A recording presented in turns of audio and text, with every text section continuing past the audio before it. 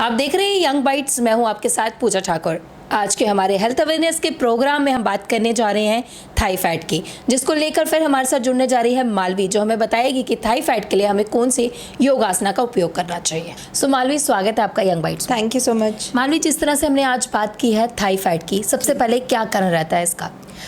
इसके कई कारण हो सकते हैं। ये हेरिडिटरी भी हो सकता है या फिर हार्मोनल चेंजेस की वजह से भी हो सकता है। आप देखा होगा कि जैसे कि मेल्स में जो है वो टेस्टोस्टेरोन हार्मोन की प्रोडक्शन ज़्यादा होती है, जिसकी वजह से एब्डोमेन पे फैट, आपने देखा होगा ज़्यादातर जो मेल्स हैं उनके पेट पे ज़्यादा फैट होता है, ओवरऑल बॉडी में नहीं होता है। हाँ, जिसमें ईस्ट्रोजन प्रोडक्शन ज़्यादा बन रही होती है तो उस मेल के बॉडी में ओवरऑल फैट बन रहा होता है, जो कि आर्म्स या फिर लेग्स या पेट या फिर बैक इक्वल फैट बनने शुरू हो जाता है। और उसी तरह से जो फीमेल है उसमें भी ईस्ट्रोजन हार्मोन की प्रोडक्शन ज़्यादा होती है, जिसकी वजह से ओवरऑल बॉडी में फैट आने शुरू हो जाता है।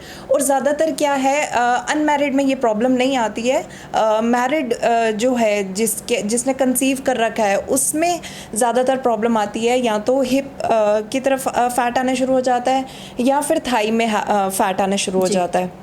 तो कहीं ना कहीं थाई फैट का हम कहेंगे कि जिस तरह से हमारा लाइफस्टाइल चेंज हो रहा है वो भी कारण रह सकता है। सिटिंग अगर आपकी बहुत ज़्यादा है, अगर आप वर्किंग है या फिर आप बहुत ज़्यादा लाइक आजकल जैसे बच्चे या फिर बड़े फ़ोन पे बहुत लगे होते हैं तो उनकी सिटिंग बहुत ज़्यादा होती है, वो भी रीज़न हो सकता है थाई फैट जी। तो मालवी, आज कौन सा योगासना हमें इसके लिए बताने जा रहे हो?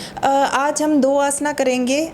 एक करेंगे उत्कट आसना। सबसे पहले हम वही करते हैं योगासना। अगर आप रेगुलर अपनी डेली लाइफ में बाकी एक्सरसाइजेस के साथ साथ ये सब भी करते हैं तो आपका जो थाई फैट है वो कम होने लगेगा। बट ये है कि हम लोग एक्सरसाइज से किसी एक मसल पे टारगेट नहीं कर सकते हैं। हमारा जो ओवरऑल जो थाई है वो टारगेट में आता है, जिसकी वजह से हमारा जो थाई फैट है वो कम होने लगता है। आज हम करेंगे इसके लिए उत्कट आसना। सबसे पहले कि हमें अपनी पोजीशन पे खड़े होना है, लाइक हमारे जो शोल्डर्स हैं उस तरह से हमारे पैर खुले होंगे। एंड देन हमें क्या करना है, हमारे जो थम्स हैं वो साथ में मिलाने हैं और हमारी हील्स जो हैं वो अवे रहेंगी। और इनहेल करते हुए हमें अपनी आर्म्स ऊपर करनी है एंड हमें हाफ ऑफ द जैसे कि हम चेयर पे बैठते हैं उस तरह से हमें बैठना है। इनहेल करेंगे,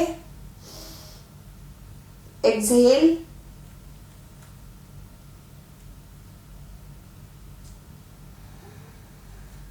ये चीज का ध्यान रहे कि हमारी नीज जो है वो बाहर की तरफ नहीं होनी चाहिए। और अगर आपको लगता है कि आपकी पोजीशन जो है, आपका ये आसना ढंग से नहीं हो रहा है, तो आप एक वॉल की सपोर्ट ले सकते हैं इस तरह से।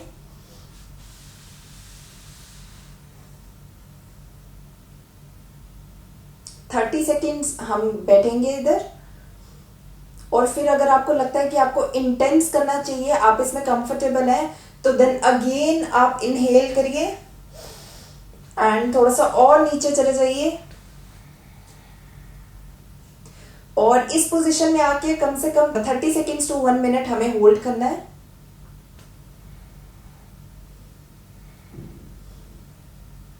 And then relax. दूसरा हम आसना करेंगे वीरभद्र आसना, जिसके लिए हमारे जो पैर हैं वो 4 फीट की दूरी पे हमें रखने हैं इस तरह से। अब हमारा जो लेफ्ट पैर है वो हम लेफ्ट तरफ ही रखेंगे और जो राइट पैर है वो सीधा रहेगा, वो ग्राउंड से ऊपर नहीं जाना चाहिए। कई बार क्या होता है, कई लोग जब कुछ करते हैं एक्सरसाइज तो उनका पैर उठने लगता है। हमारा जो पैर है राइट वो ग्राउंड के साथ टच्ड रहेगा इस तरह से। अब इनहेल करेंगे अपनी दोनों आर्म्स शोल्डर के बराबर में एंड हमें लेफ्ट तरफ बेंड होना है and hold it for 30 seconds to 1 minute.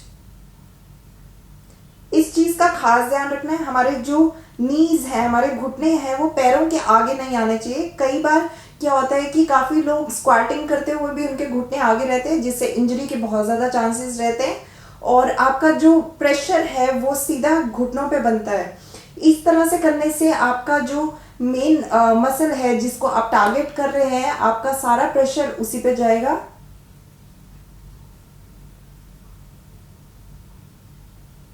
इसी तरह से हम राइट तरफ भी इसी तरह से करेंगे। हमारा जो राइट पैर है वो राइट तरफ मुड़ेगा और हमें राइट तरफ ही बेंड करना है इस तरह से।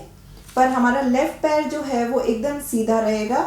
और इनहेल करते हुए अपनी आर्म्स ऊपर ले जाएं एंड एक्सहेल करते हुए बेंड हो जाएं।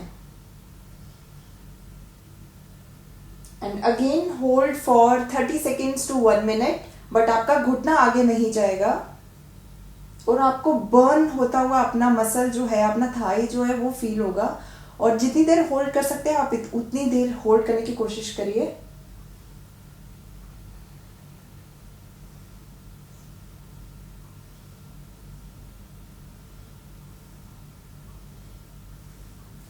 And relax.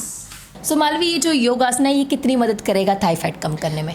ये जो योगासना मैंने बताए हैं ये बहुत ज़्यादा हेल्प करेंगे to reduce your thigh fat. इसके अलावा आप कार्डियो ट्रेनिंग कर सकते हैं, लाइक रनिंग कर सकते हैं, जिससे कि आपकी पूरी लेग के जो मसल्स हैं लाइक हैमस्ट्रिंग, क्वाड्स, काफ्स, वो टारगेट होते हैं, जिससे कि आपकी जो लेग्स है वो टोन्ड होने लगती है, स्ट्रेंथन होने लगती है। तो आपका जो ऑटोमेटिकली जो फैट है वो भी रिड्यूस होने लगता है। Thank you so much Malvi हमें ये जानकारी देने के लिए। Thank you. तो आज के हमारे हेल्थ अवेयरनेस के प्रोग्राम में हमने बात की थाई फैट की। अगले हफ्ते फिर नई अपडेट लेकर हाजिर होंगी। तब तक के लिए देखते रहे यंग बाइट्स। वीडियो जर्नलिस्ट अभिषेक के साथ मैं पूजा ठाकुर, यंग बाइट्स जम्मू।